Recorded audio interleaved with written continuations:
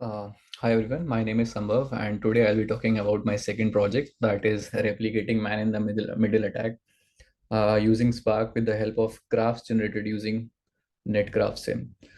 So the idea here is to basically leverage the capabilities of Spark and integrate it with NetGameSim for efficient and scalable man in the middle attack simulations. So this project implements a graph processing tool where we are using Apache Spark's graphics library to perform random walks.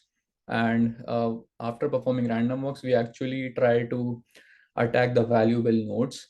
And after all these iterations are done, we actually capture the metrics, as in like the number of successful attacks or number of failed attacks, and the ratio of how much successful a random box resulted in attacking the valuable nodes.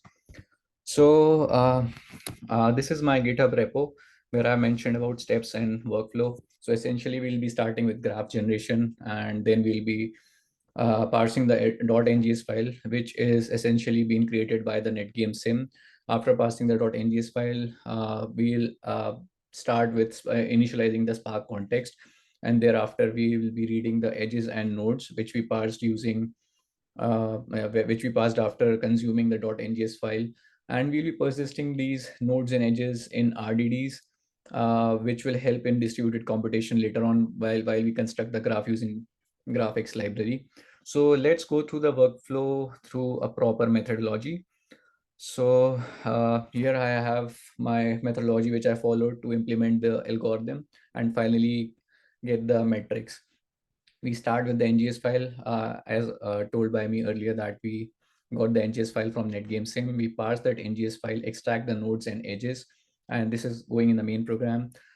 We extract the nodes and edges, and then we initialize the Spark context, and then we persist these nodes and edges in the RDDs, where we are actually using st.parallelize, which transforms the local collection into an RDD and helps and hence helps in distributed collection that can be operated in parallel, right? So when these RDDs are constructed, after that we proceed with construction of graph object with the help of graphics library, which is a very powerful library which is used for processing graphs here. While we construct the graph, then thereafter we perform the random walk. So a random walk algorithm works in a fashion. We are actually implementing it on the basis of coverage. So it's not the hard-coded number of iterations. So my point is, if suppose I have a graph with 300 nodes and I have a coverage of 90%, that is I have mentioned in my code, suppose. So it's not essential that we'll be going through each node in the graph. That is, we won't be going through 300 nodes to get the random walks. Otherwise, because it will kill the purpose of having the random walks. So the coverage works like that. If suppose for 300 nodes, if suppose I have got 110 walks, and in those 110 walks, I have covered 90% of the nodes, then we won't be covering more random walks. And this is configurable. We could basically change the coverage from zero point 0.9 to from 90% to 95 or 100 or even to 0.8. We'll talk about that later when we go through the code. So yeah, so the number of iteration is dynamic in my case, where I have implemented this through the coverage thing. So it's not every time when we are doing random walks, so it's not like we'll always get 110 number of walks for 300 nodes. It's just an example that I give to you all. So even it can be the case that we are able to cover 90% of the nodes in even say 85 walks. So that's how it's going to work. And after covering the random walks, so for each random walk, we'll be actually calculating the similarity score of that random walk. So by that, I mean that if suppose I have a random walk, say, which involves nodes 1, 3, 4, 7.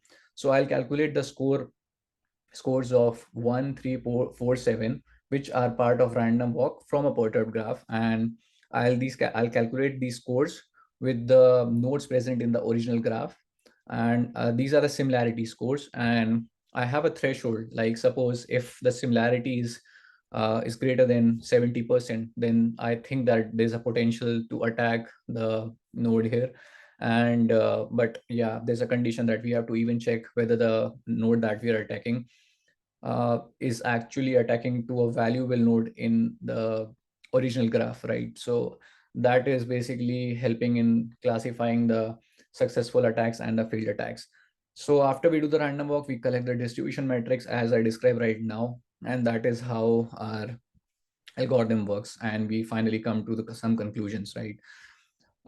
So yeah, for using this project, for consuming this project, we essentially need Apache Spark to be installed and configured along with SBT and along with Scala. So SBT is Scala build tool, right?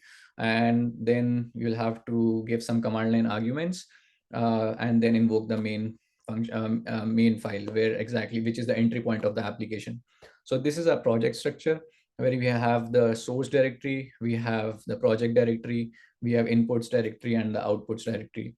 So the source directory host of all the source code, where we have the main.scala file, which is the entry point of our execution. Then we have the utilities directory, where we have netgraph.scala and graphutilities.scala. So netgraph.scala basically has a load function, where we'll call this load function to deserialize the NGS file to extract the nodes and edges. And then graph utilities have all the methods required to basically write in the file or parse the file. So we'll see this part of code as well. And since our load function has dependency of netgraph component.scala, so we need to have that as well, so that the dependency is resolved. And the similarity matrix.scala is the function which is basically doing all the similarity calculation and all the uh, extraction of scores and converting into a similarity measurement, right? So this is how it works. We have in build.sbt, we have all the dependencies mentioned, and then in the outputs, we'll be having all the final output file that is attack stats.txt, and we'll be analyzing how exactly does it look and what metrics have we captured. How to run the project? So we can run the project in two ways. Either we can run it locally, or we can run it on Amazon AWS EMR.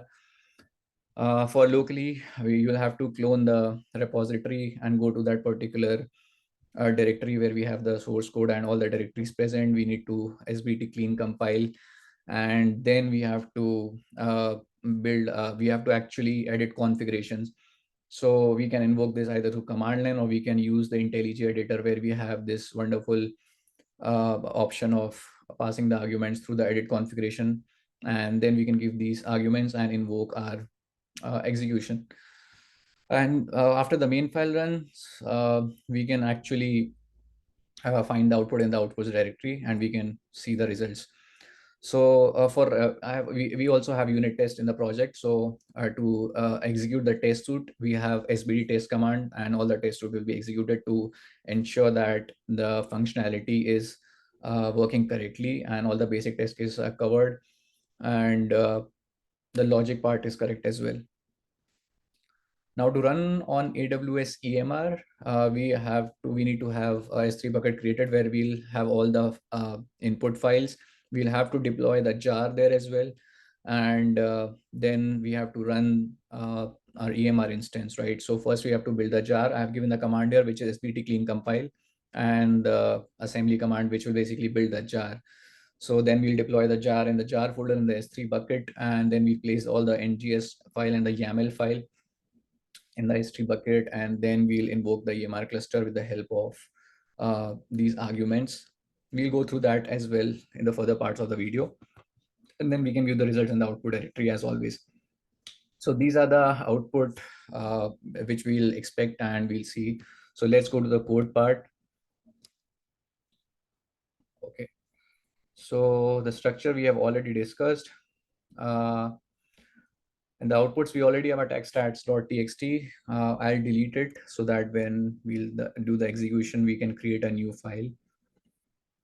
Okay, let's do the walkthrough for now. So this is the main file we have, and the main function is described here.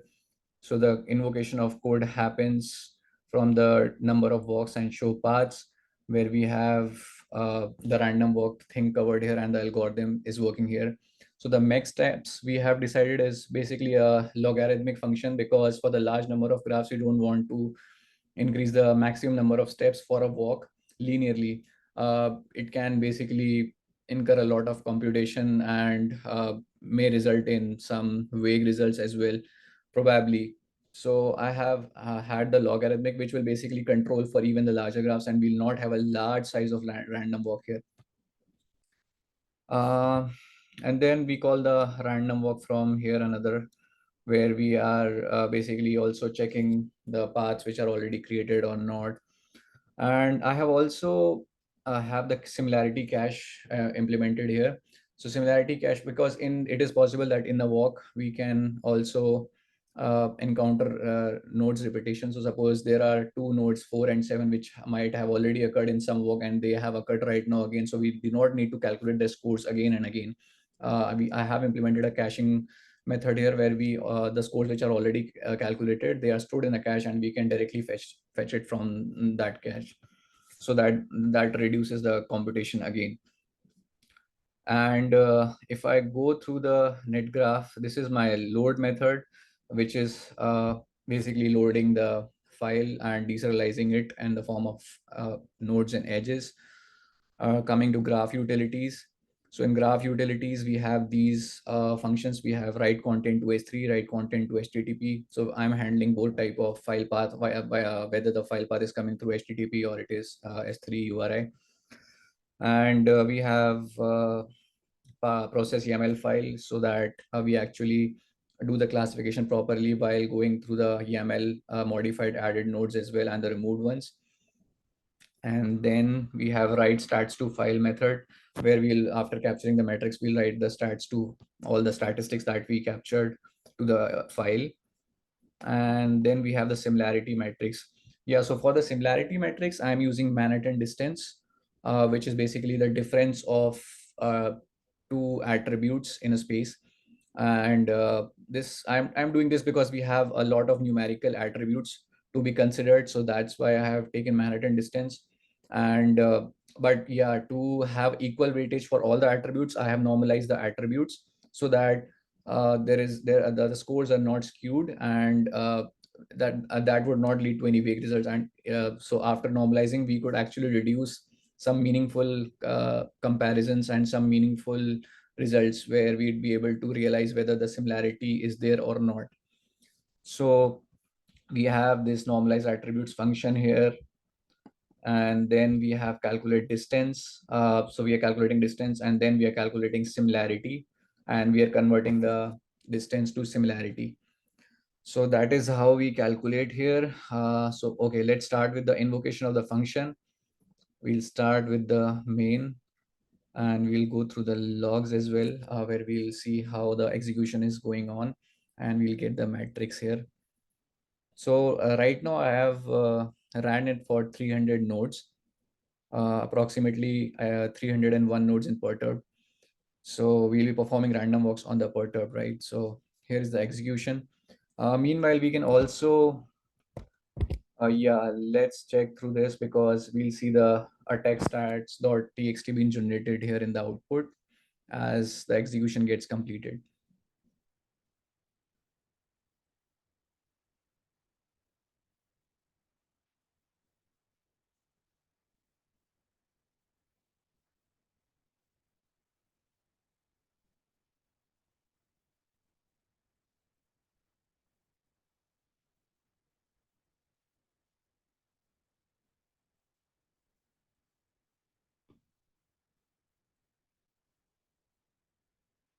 So just have a look of the outputs directory. As soon as the execution gets completed, we'll see the attack stats.txt being generated here with all the stats.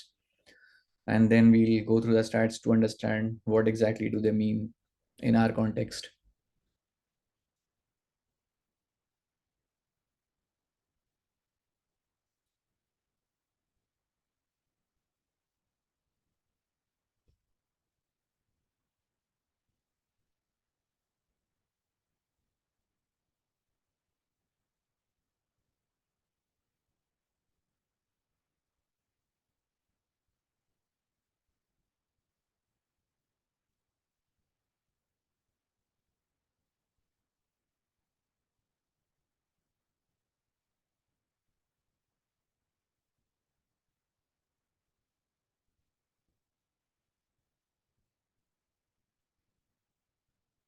Yeah.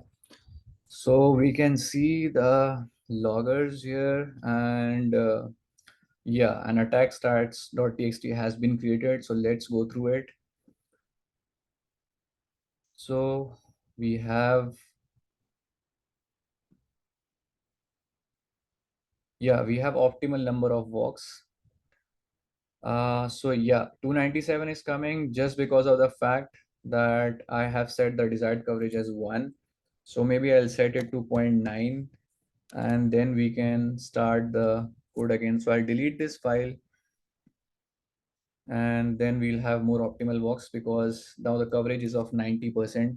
So this is good that we got to see how exactly I'm changing the desired coverage and how it will affect the uh, attack stats.txt. Right now we saw that the number of walks were like 297 just because we wanted to achieve 100%, but after I changed to 90%, just see the difference on the number of walks.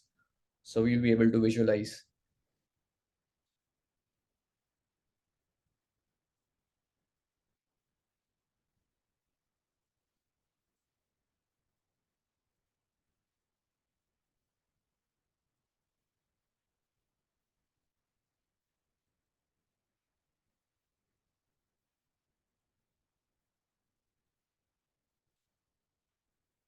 And yeah, by the way, so the configurations, I have already set them.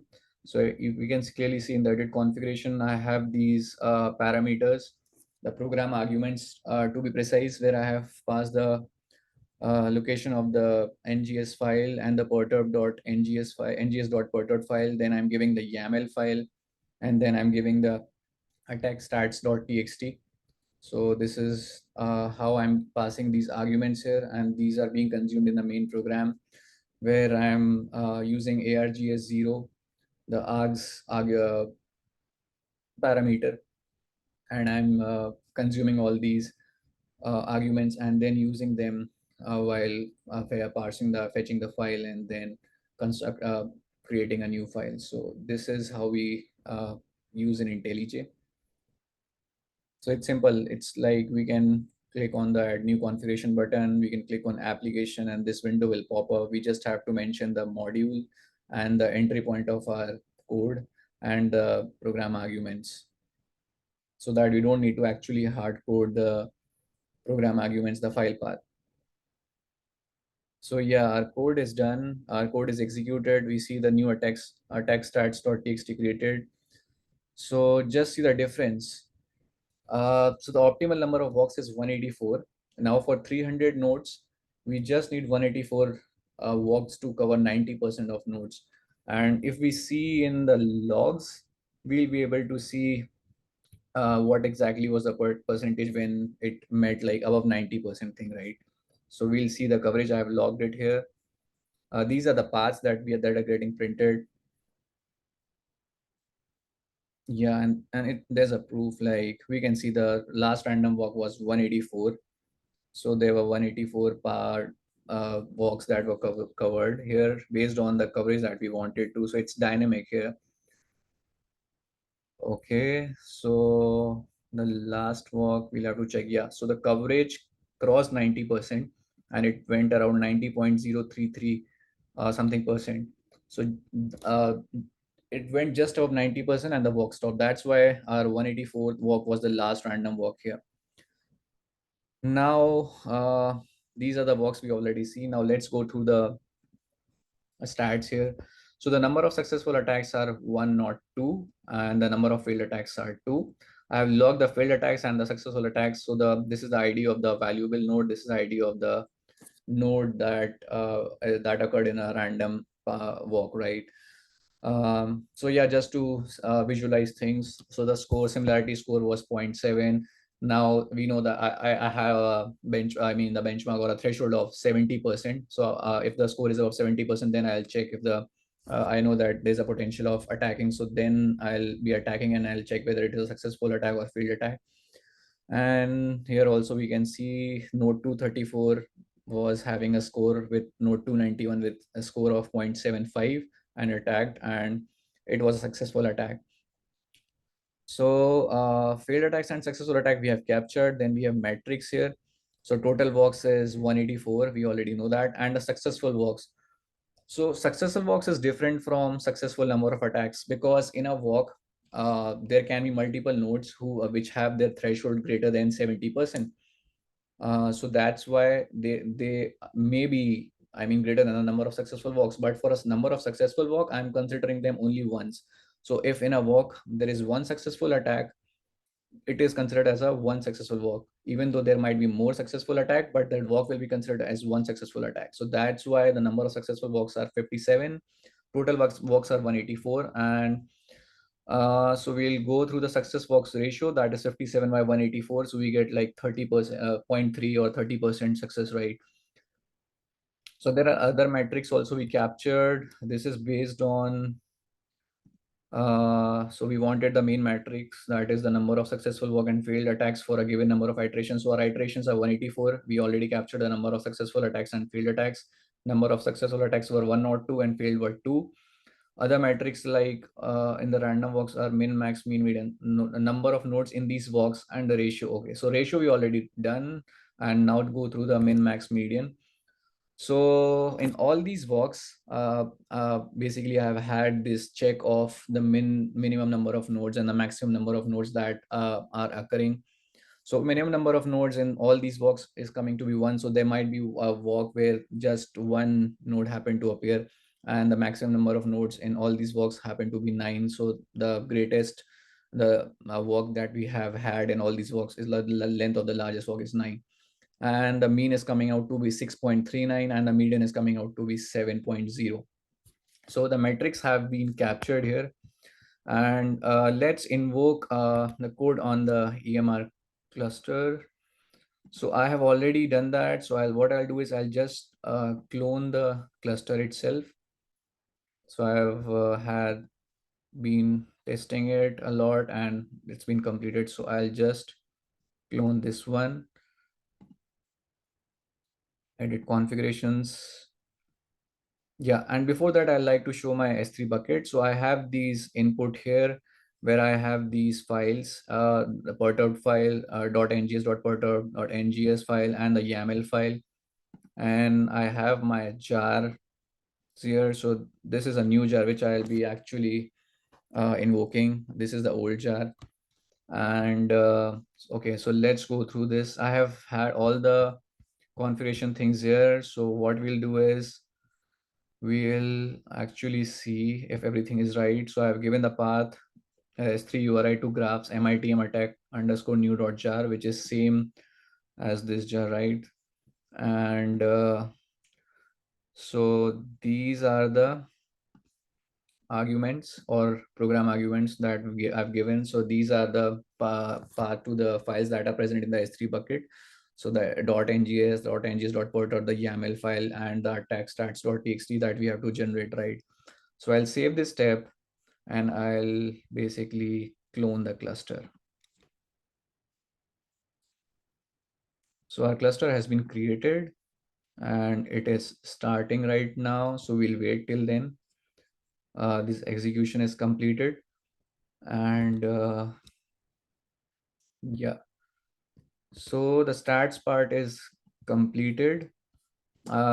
Meanwhile, we can do one thing. We can analyze how exactly on each iteration, or we can say I have actually had like the coverage thing, where if I have coverage as 10%, what is what exactly are the number of successful attacks and failed attacks, and if I increase the coverage, how exactly the number of successful attacks and failed attacks are varying. So I have captured them in my GitHub as well. So I have the outputs here, the similar outputs that I showed in my local. And now the iteration analysis or the coverage analysis. So on the x-axis we have percentage coverage of graph, and on the y-axis we have number of attacks. So this is also for 300 nodes. We can clearly see that as we increase the coverage, now the blue line here represent the successful attacks, and the failed attacks is represented by the orange line, and the number of attacks is the y-axis, right?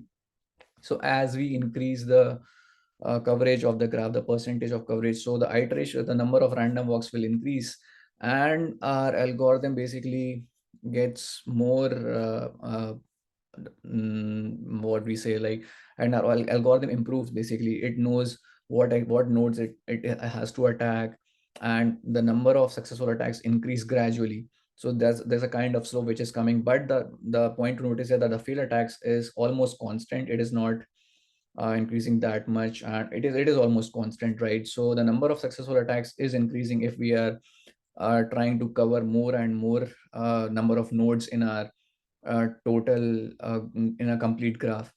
So that's how we can see in point 2, point 3, and up to point 9, it has almost reached to approximately 100 successful attacks.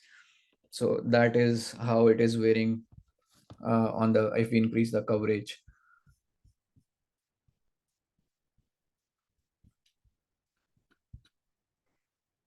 Okay, so I'll just refresh and check what's the status. So it's still starting.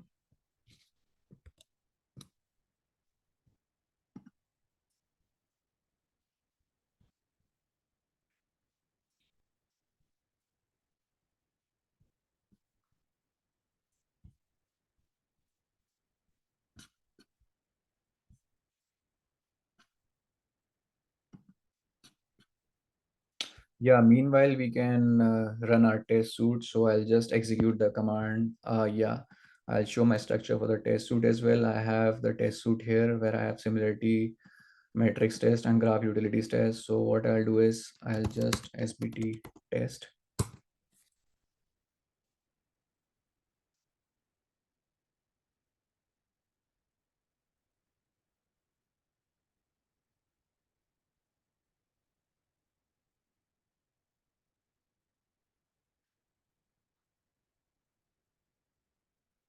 Yeah, so all our test cases have passed. There were 9 test cases in total, and we have succeeded in all of them. So the test cases have passed. Let's go and check the status of our EMR cluster here. Still starting.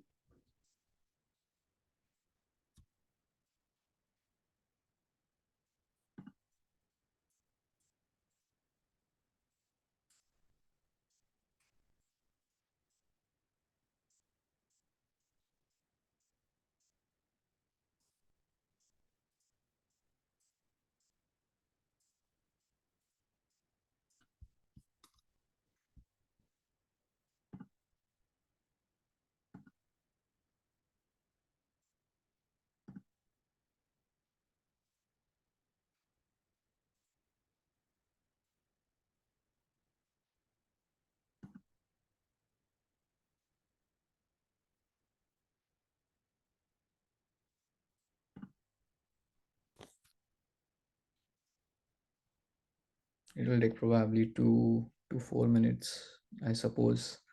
That's why I've run it for 300 nodes itself.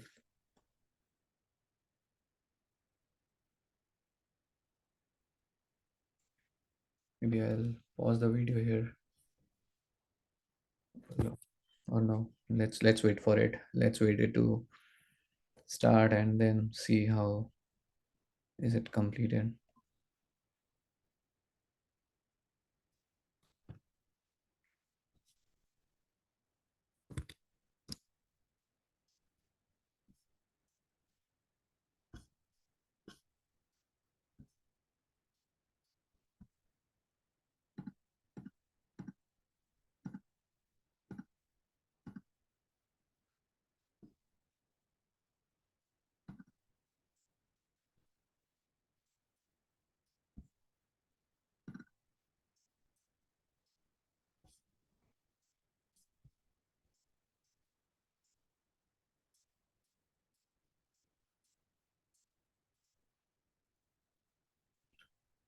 Yeah, in order to do the classification, whether it is a successful attack or failed attack, I am actually parsing the YAML file as well, which will basically help me to identify whether it is a successful or failed attack.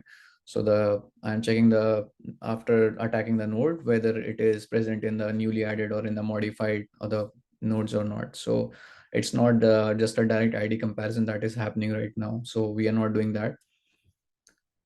So YAML is also involved in basically identifying whether the attack is successful or it is failed.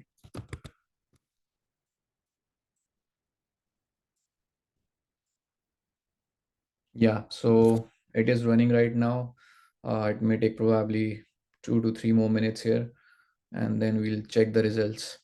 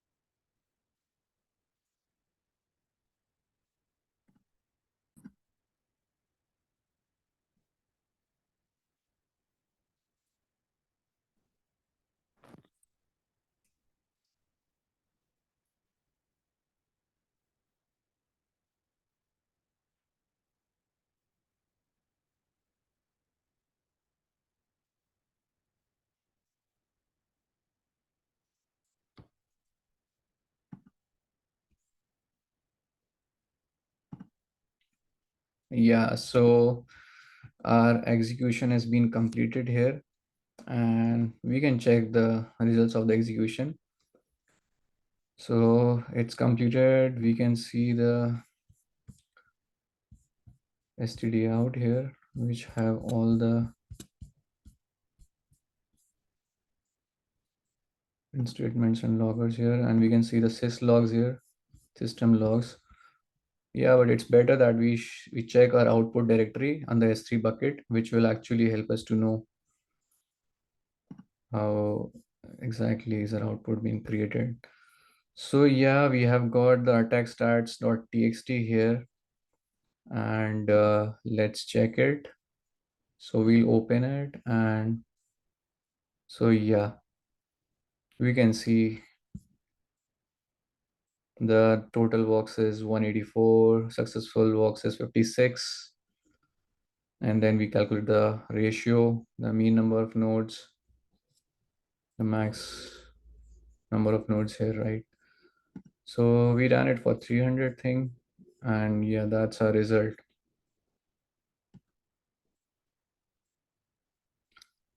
So yeah, that's it from my side. Thank you everyone for listening.